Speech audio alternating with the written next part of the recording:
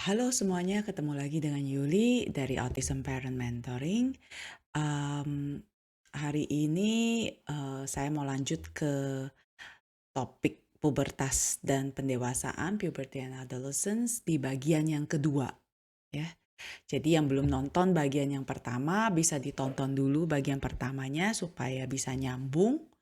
Kemudian, nanti saya coba post di bawah, di deskripsinya untuk link ke yang bagian yang pertama.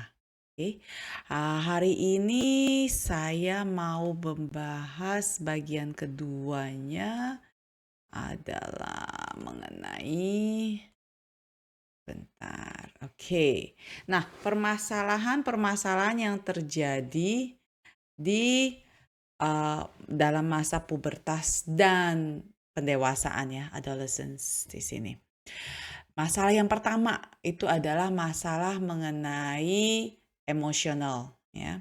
Mulai dari mood swing, impulsif, agresif, anxiety. Ya, ini dikarenakan gak hanya karena hormon tapi juga karena limbic system ya. Perkembangan otak, pematangan otak, dan pematangan secara sosial emosional. Ya. Makanya di dalam masa pada orang dewasa kan dikatakan kita lebih mature ya, lebih dewasa ya, secara sosial emosional juga. Oke, nah masa-masa ini adalah masa-masa yang sangat menyulitkan sekali, bahkan untuk anak-anak yang remaja yang neurotypical. Itu, masa-masa yang sulit buat mereka dan buat orang tuanya ya. Bayangkan, apa yang harus dialami oleh remaja berkebutuhan khusus ya. Kalau kita tanyakan lagi, ke diri kita, bagaimana sih kita menghadapi permasalahan emosional ya, turbulensi emotional turmoils ya. Bisakah kita sebagai orang tua ya, membantu mereka untuk mengkontrol dan meregulasi emosi dan perilaku mereka dari luar diri mereka sendiri ya. Cukup nggak sih kalau misalnya kita cuma terus-terusan kita kasih tahu mereka, "Ayo dong kamu kontrol emosi kamu, kamu kontrol marahnya kamu, nggak usah marah lah. Kenapa sih harus marah? Udah stop, calm down, tenang, regulasi diri kamu. Jangan bikin mami malu, jangan bikin diri kamu malu." Tanyakan pada diri kita, bisa nggak mereka melakukannya? Ini dalam konteks anak remaja berkebutuhan khusus ya. Mereka tahu nggak cara ngelakuinnya? Ya. Menurut Anda semua, apakah mereka mengerti apa yang sedang terjadi dalam diri mereka dengan emotional roller coaster seperti itu? Kemudian kita coba tanya diri kita sendiri. Pada saat kita lagi marah, terus orang kasih tahu kita, udah tenang, tenang, tenang, atau malah teriakin kita, kenapa sih lu harus marah? Bekerja nggak? Efektif nggak? Eh, terus kalau misalnya pada saat kita lagi sedih, lagi panik, lagi frustasi, terus orang cuma bilang, udah nggak apa-apa, semuanya akan baik-baik aja, tenang aja, it will work out, ya, it will be okay." Apakah kita langsung bisa menjadi tenang? Ya. Mmm, nggak mudah kan buat kita sebagai, orang dewasa yang seharusnya juga mature secara emosional ya, untuk meregulasi emosi kita, ya. Kemudian, ya, dalam hal ini yang dipentingkan adalah bagaimana anak kita bisa meregulasi emosi mereka. How to do emotional regulations, ya. Caranya adalah pada saat kita merasa mulai kesel, mulai anxious, kita tuh udah ngerasain atau kita mau marah gitu, kita rasain. Terus kita udah recognize, udah kenal nih, oh ini kayaknya tanda-tanda gue mau marah nih gitu kan. Terus kita pikir, aduh ini lagi kondisi kayak gini kita harus jangan sampai marah deh atau gimana ya kan. Kita kemudian berpikir strateginya apa nih supaya bisa membantu kita meregulasi. Bisa kita kasih tahu diri kita sendiri, aduh udah deh jangan marah deh. Atau kita pakai nafas, narik nafas panjang ya. Atau kita tonjok-tonjok bantal atau banting-banting bantal atau nonton komedi kalau lagi stres atau berpikir sesuatu yang lucu atau mendistraksi diri kita berpikir yang lain gitu ya. Nah, kita kemudian bisa menganalisa apakah strategi itu uh, efektif nggak sih, bekerja nggak sih gitu ya. Kalau misalnya nggak bekerja berarti kita harus cari strategi yang lain ya. Karena kadang-kadang dengan kondisi tertentu strategi tersebut tidak bekerja karena mungkin keselnya lebih, marahnya itu lebih gitu ya. Nah, pertanyaannya bagaimana cara kita ngajarin hal-hal tersebut ke remaja kita yang berkebutuhan khusus dengan pemahaman yang masih terbatas dan konsep abstrak yang masih terbatas ya. Karena banyak hal-hal yang begini kan nggak kelihatan, nggak konkret ya, lebih abstrak ya. Bagaimana kita mentransfer pengetahuan atau knowledge ini dan awareness, kesadaran tentang apa yang terjadi ini kepada mereka ya. Em, karena hal-hal yang berbentuk regulasi ini kita nggak bisa lakukan untuk mereka. Harus dari diri mereka sendiri yang melakukannya ya. Bisa aja kita bantu mereka, oh kita instruksiin, oh kamu harus gini, kamu harus gitu. Tapi kalau kita lagi nggak ada di situ, mereka kondisinya lagi di sekolah atau di mana yang kita nggak ada di sampingnya untuk ngasih tahu, itu akan menyulitkan juga. Terus kalau anaknya sudah mulai oposisional, itu akan lebih sulit lagi untuk suggesting anything ya. Kalau kita kasih tahu, kita kasih ide begini, mereka malah tambah meledak, tambah menolak, gitu ya.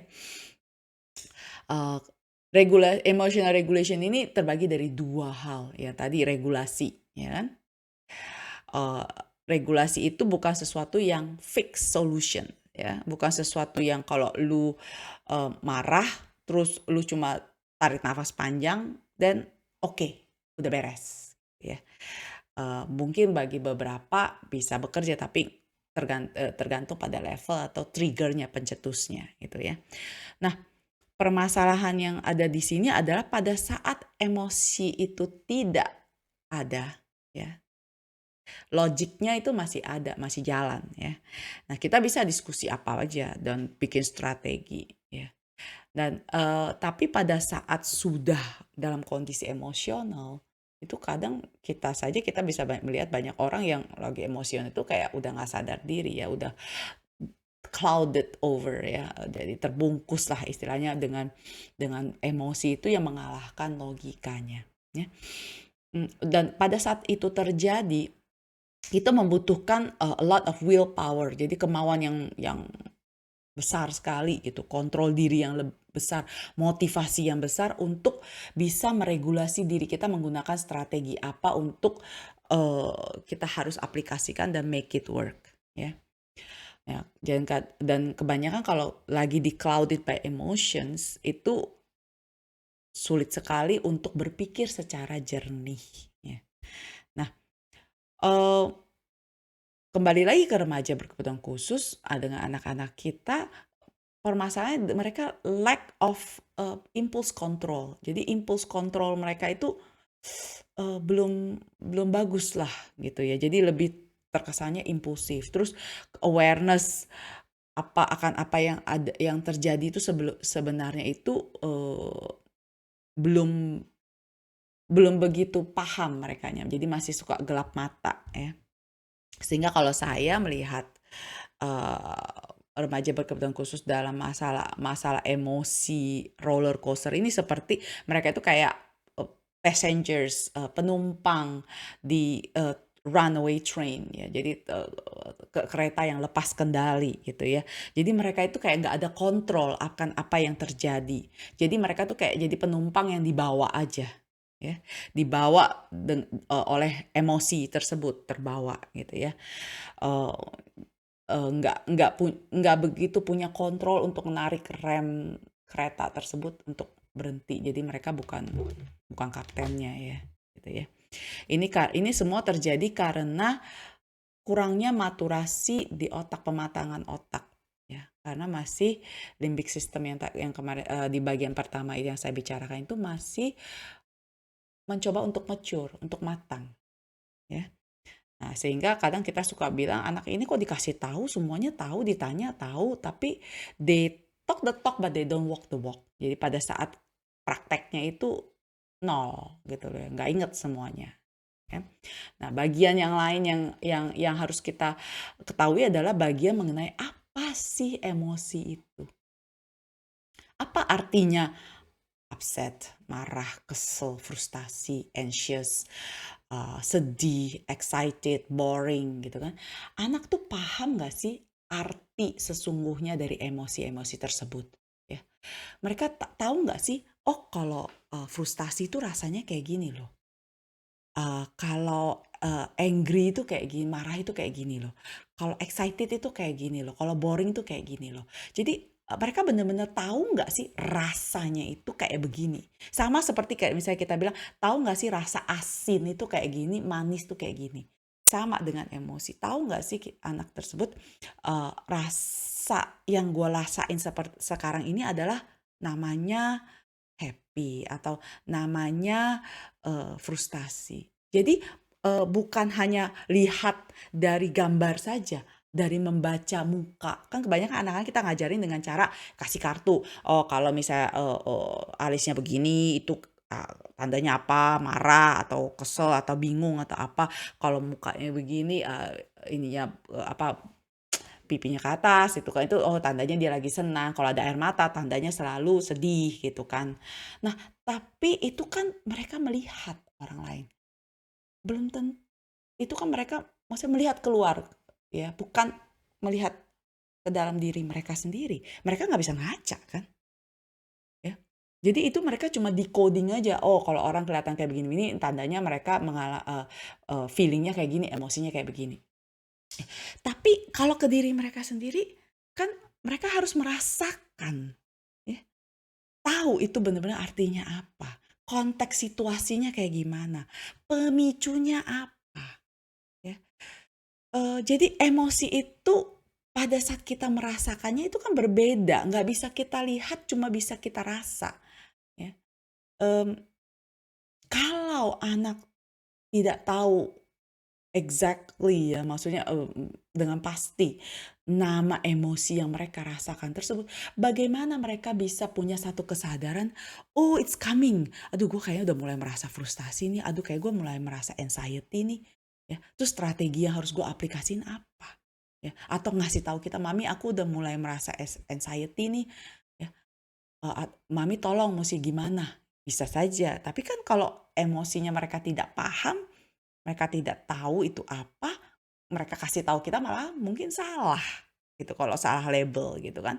Nah, jadi, eee, ad bisa saja misalnya anak itu cuma lihat air mata itu pasti sedih, padahal mungkin saja dia berasa keselnya luar biasa sampai keluar air mata, ya kan, atau marahnya luar biasa, frustasi luar biasa sampai keluar air mata, ya.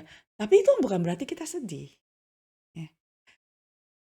Kemudian, karena banyak sekali, emosi dan feeling ini sulit sekali untuk dideskripsikan secara konkret ya. Coba aja misalnya saya tanya, kita disuruh mendeskripsikan gimana sih rasanya frustasi? Coba jelaskan dengan detail gitu, dengan konkret. Kalau frustasi rasanya kayak gini, terus jantungnya kayak gimana, atau ada berkeringat atau apa. Gimana sih rasanya excited? Gimana rasanya anxious? Ya. Itu semua tidaklah mudah karena semua itu harus dirasa. Dan terkadang kita ngeliat aja belum tentu bener gitu loh. Kita mungkin lihat, oh anak lagi ngerasain, oh ini namanya kamu lagi ngerasain ini. Padahal mungkin saja salah gitu ya. Kalau happy, angry ya oke lah gampang gitu kan. Tapi hal-hal yang lebih detail lagi tuh lebih sulit untuk di pinpoint ya, dijelaskan. Oke.